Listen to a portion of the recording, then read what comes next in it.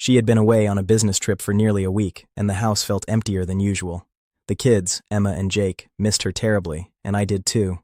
But I also saw this as an opportunity, a chance to do something special, to show her how much she meant to us. We planned it secretly, whispering in the evenings after she'd already called from the hotel, giggling at our little scheme. I took the day off work, the kids skipped their after-school activities, and we coordinated everything down to the smallest detail.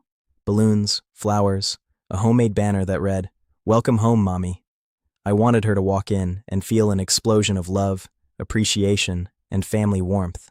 The day of her return, we cleaned the house from top to bottom. Floors polished, counters spotless, the living room transformed into a celebration of her.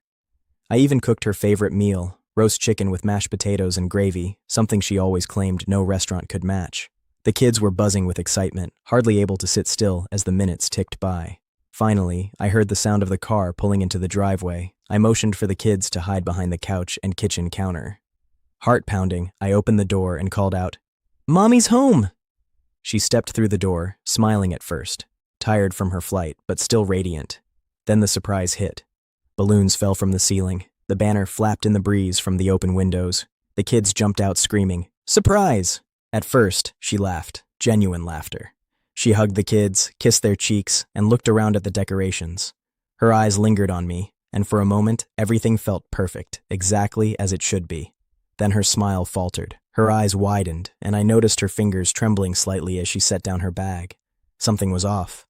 "What's all this?" she asked, voice quieter than before. "It's a welcome home surprise," Emma said, bouncing up and down. "We missed you, Mommy." "Yes, we wanted to show you how much we love you," I added, trying to keep the warmth in my voice, but her reaction was nothing like I had expected. Her gaze shifted, scanning the living room, the decorations, the meal, and then it landed on me. Something in her eyes made my stomach drop. The smile she had been wearing didn't reach them. They were sharp, almost calculating. "Ryan, we need to talk," she said slowly, deliberately, as if she were stepping into a courtroom rather than our living room. My heart sank. The kids looked at each other, confused, their excitement waning. "Mommy, what's wrong?" Jake asked, his voice small.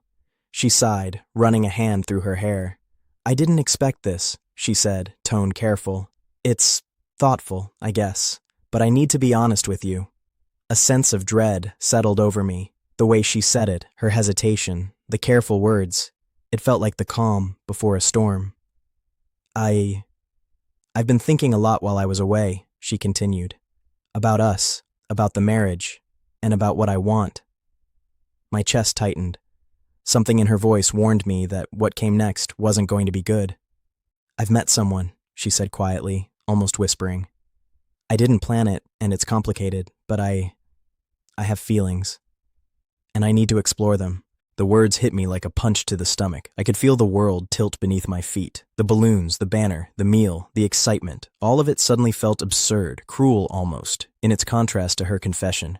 What are you saying?" I asked, my voice low, barely controlled. "I'm saying, I'm leaving," she said.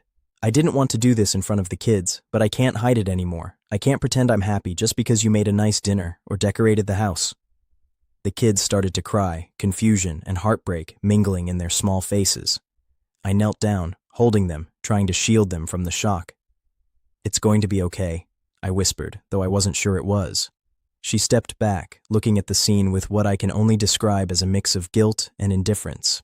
"I didn't want it to happen like this," she said. "But I can't ignore my feelings. I have to leave. I'm sorry."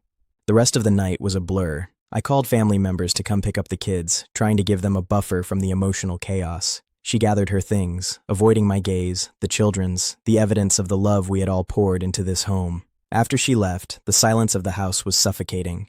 Balloons drooped limply, the banner sagged against the wall, and the roast chicken sat uneaten on the table. I sat in the living room, holding the kids close, their small hands clutching mine as we tried to make sense of the betrayal. In the days that followed, I replayed everything in my mind. The effort we had put into the surprise, the care, the love, it hadn't mattered. None of it mattered. She had walked into our home, saw the love waiting for her, and chose someone else. But amidst the heartbreak, a realization emerged. Betrayal is sharp, cutting, and sudden, but life doesn't end with it. The kids needed stability, love, and protection, and I, despite the pain, had to show them that love isn't just about receiving, it's about resilience, courage, and the ability to rebuild when someone you trust chooses to hurt you. We started picking up the pieces slowly. Friends and family helped. Therapy sessions were arranged for the kids. I focused on work, routines, and small moments of joy that reminded us life continues. And though the betrayal lingered like a shadow, it never fully defined us. That night, while the house was empty and still, I realized something crucial. Surprises, love, and effort are never wasted, not even when betrayal strikes. They shape who you are, how you rise, and how you protect those who matter most. And one day, perhaps, they will remind you that even in betrayal, you still have the power to choose dignity, strength, and hope.